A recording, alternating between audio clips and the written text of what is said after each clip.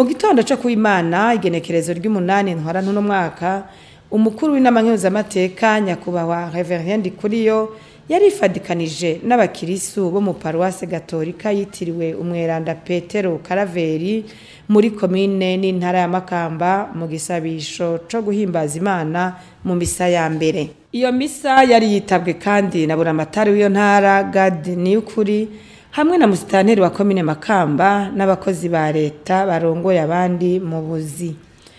Ku muhingamo wo kuri uwo munsi nyene, Nyakwubahwa Ndikuriyo yararorereye urukino rw'umupira w'amaguru rwahuje umurwi wa Aigle Noir FC wo mu ntara ya Makamba, abo bambaye umwambaro w'amabara yera n'ayirabura, na Vitalo FC wo mu gisagara ca Bujumbura, rwabereye ku kibuga ca kijambere Peace Park Complex Stadium Cigisenyi muri komine n'intara ya Makamba. Urwo rukino rukaba rwarangiye iyo mirwi inganije kimwe ku kindi.